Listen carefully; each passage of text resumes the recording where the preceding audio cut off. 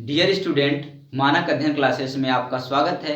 मेरा नाम शमशेर है और आज हम लोग पढ़ रहे हैं टेंस। और आज के इस लेक्चर में हम लोग पढ़ेंगे प्रेजेंट कंटिन्यूअस टेंस।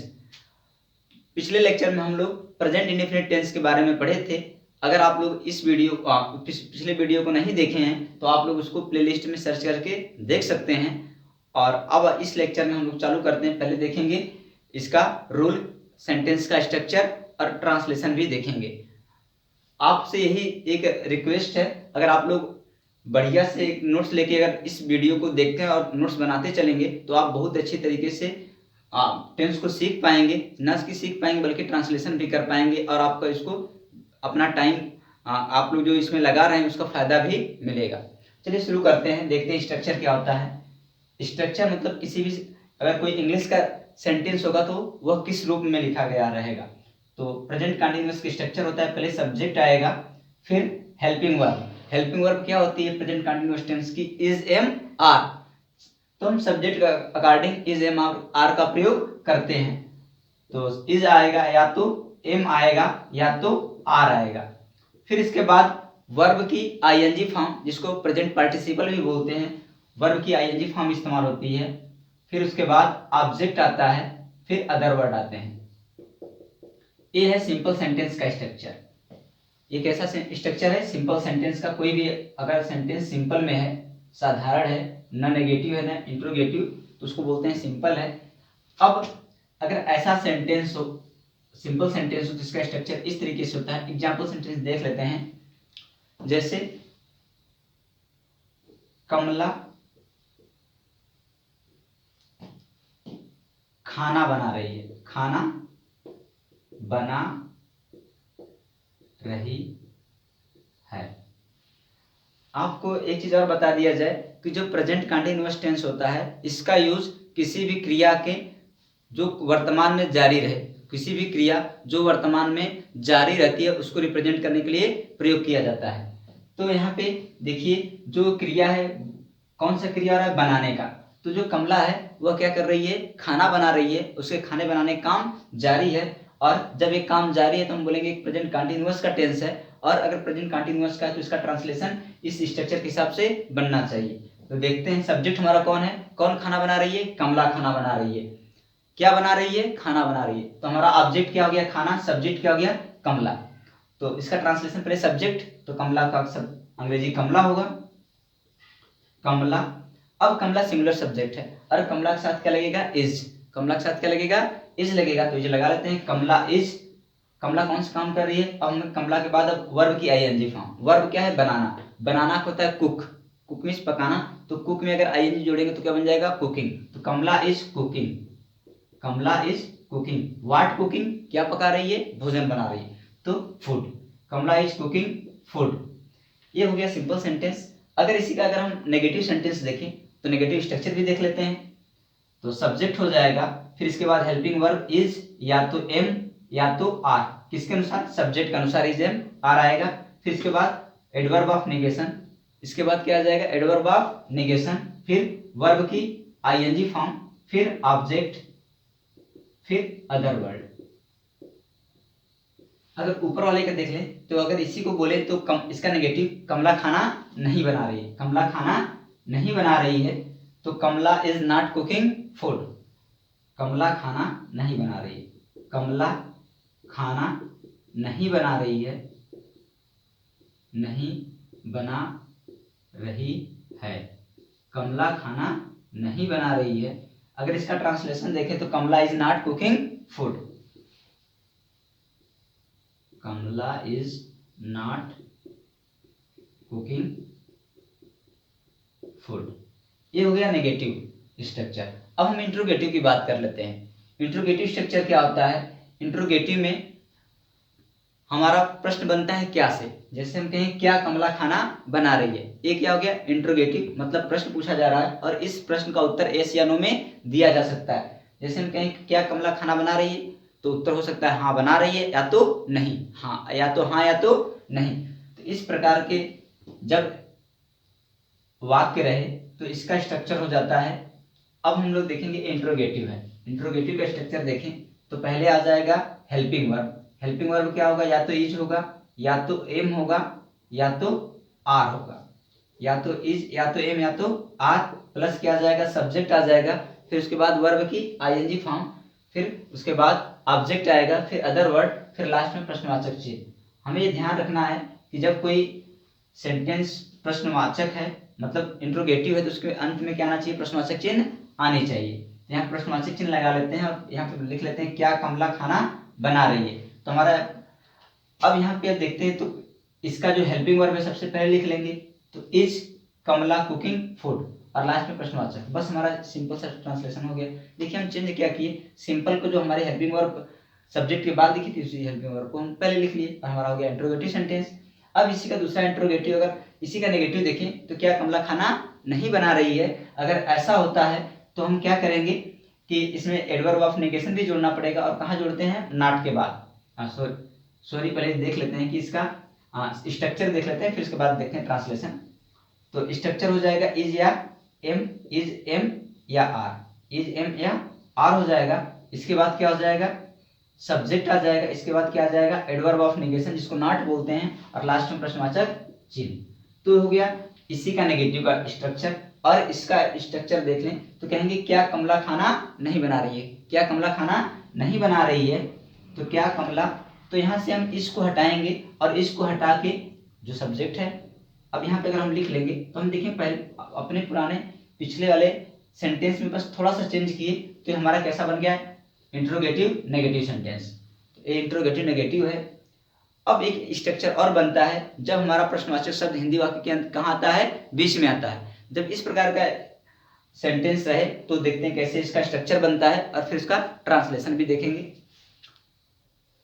जैसे हम कहें कि कमला खाना क्यों बना रही है, अगर हम इसी सेंटेंस को देख लेते हैं तो कमला खाना क्यों बना रही है, तो हमारा एक प्रश्नवाचक वाक्य, मतलब प्रश्नवाचक शब्द वाक्य के बीच में आया है, और ये प्रश्नवाचक शब्द को हम बोलते हैं इंग्लिश में क्वेश्चन वर्ड।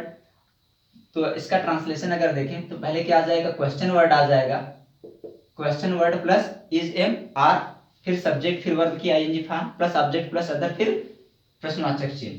तो कमला खाना क्यों बना रही है, अगर इसी का हम ट्रांसलेशन करें तो वाई, क्या बनाएंगे, why is Kamala cooking food, Kamala खाना क्यों बना रही है। अगर इसी का नेगेटिव देखें तो यहाँ पे बस क्वेश्चन वर्ड आ जाएगा, क्वेश्चन वर्ड, और हो गया नेगेटिव स्ट्रक्चर। तो question word is am are plus subject plus adverb of negation, फिर वर्ब की ING form, plus object, plus other word. और अब कमला खाना क्यों नहीं बना रही है, कमला खाना क्यों नहीं बना रही है, तो why is Kamla not cooking food.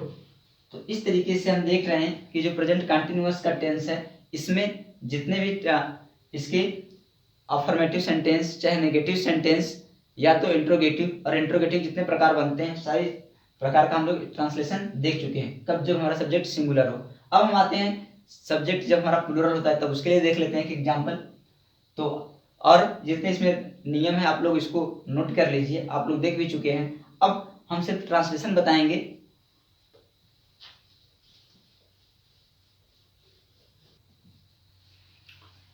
चलिए देखते हैं अगला सेंटेंस, वे लोग पत्र लिख रहे हैं, वे लोग पत्र लिख रहे हैं। तो वे लोग कौन सा काम कर रहे हैं, लिखने का, क्या लिख रहे हैं, पत्र लिख रहे हैं। तो यहाँ पे कौन सा एक्शन हो रहा है, लिखने का एक्शन, और जो हमारा एक्शन है वो क्या है, कंटिन्यू है, अभी करंटली क्या है, वर्तमान में जारी है। और जब ऐसा क्रिया अगर वर्तमान में जारी रहती है तो उसको हम कहते हैं कि यह सेंटेंस क्या है, प्रेजेंट कंटिन्यूअस में है। अब प्रेजेंट कंटिन्यूअस में अब वे लोग, सब्जेक्ट कौन है हमारा, वे लोग। अच्छा, अगर हम सब्जेक्ट वे लोग के स्थान पे अगर मैं लिखूं, तब मैं पत्र लिख रहा हूं, मैं पत्र लिख रहा हूं। अगर हम यहाँ पे अगर मैं के लिए प्रयोग करूं तो मैं पत्र लिख रहा हूं। आप हम इन दोनों के एक साथ बताने चाह रहे हैं, क्योंकि ताकि आपको आसानी से, मतलब कम समय में आप अच्छे तरीके से पूरा दोनों का समझ जाएं। तो अगर पहले का बनेगा कि वे लोग पत्र लिख रहे हैं, तो दे, सब्जेक्ट क्या हो जाएगा, दे, क्या कर रहे हैं ये लोग, पत्र लिखने का काम कर रहे हैं। और हेल्पिंग वर्ब क्या लगेगा, कहेंगे सब्जेक्ट हमारा प्लूरल है तो हेल्पिंग वर्ब आर लगेगा। क्या लगेगा, आर। तो दे आर लिखना, राइट मीन्स लिखना, राइट का आईएनजी फॉर्म क्या होता है, राइटिंग। तो they are writing, they are writing क्या लिख रहे हैं, a letter. They are writing a letter. या अगर हम सब्जेक्ट अगर आई की बात कर लेते हैं, अगर मैं पत्र लिख रहा हूं तो इसके लिए क्या बन जाएगा, आई। और आई के साथ हम बता चुके हैं कि क्या लगता है, एम। तो आई हेल्पिंग वर्ब एम लगेगा, और राइट का तो राइट में आईएनजी लगेगा तो राइटिंग। तो I am writing a letter, I am writing a letter. ये हो गया अफर्मेटिव। जब नेगेटिव रहे तो क्या करेंगे, नेगेटिव के लिए हम जानते हैं सीधे सीधे कि जो हमारी हेल्पिंग वर्ब होती है, हेल्पिंग वर्ब के बाद एडवर्ब ऑफ नेगेशन नॉट का यूज कर लेते हैं। तो अगर हम इसी का नेगेटिव बनाएं तो वे लोग पत्र नहीं लिख रहे हैं, और बस इतना सा चेंज होगा कि जब वे लोग पत्र नहीं लिख रहे हैं तो हम लिख देंगे बस यहाँ पे आर के बाद क्या लगा देंगे, नॉट। तो they are not writing a letter. और अगर इसका होगा तो I am not writing a letter, मैं एक पत्र नहीं लिख रहा हूं।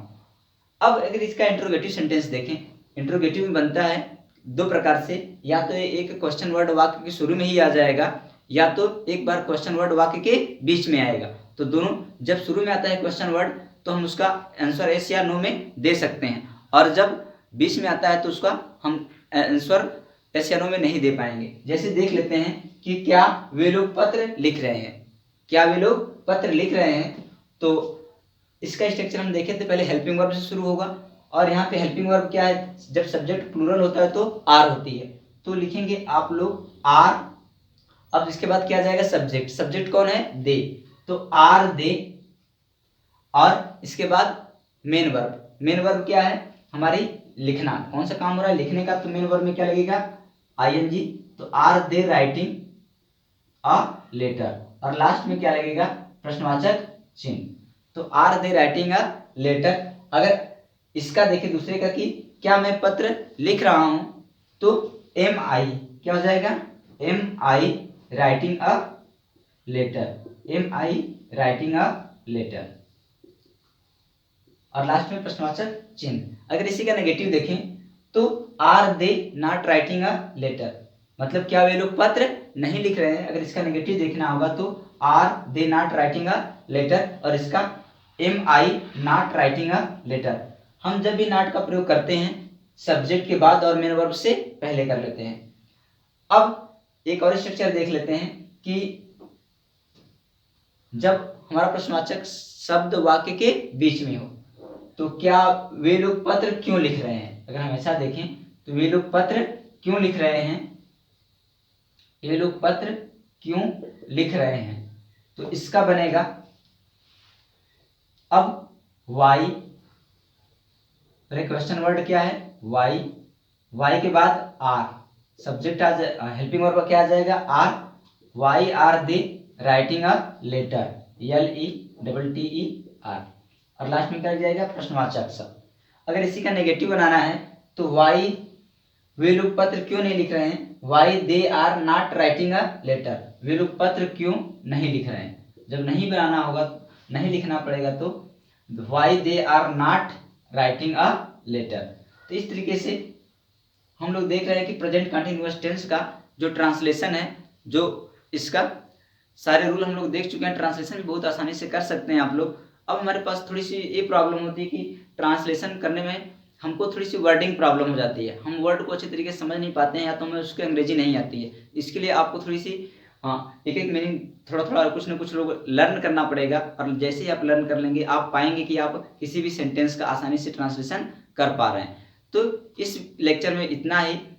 अगले लेक्चर में हम लोग इसके थोड़ा सा यूज देखेंगे, प्रेजेंट कंटिन्यूअस का यूज क्या होता है, और इसके यूज के देखने के बाद हम लोग अगले सेंटेंस को जारी रखेंगे। और जब तक कि हम लोग पूरा ट्रांसलेशन या पूरा सेंटेंस सीख नहीं लेते हैं, हमारा ऐसे वीडियो लेक्चर आता रहेगा। और आप लोग अगर पूरी तैयारी करना चाहते हैं तो बढ़िया से हमारे साथ तैयारी कर सकते हैं, हम लोग पूरी कंप्लीट तैयारी करवाएंगे। तो थैंक यू।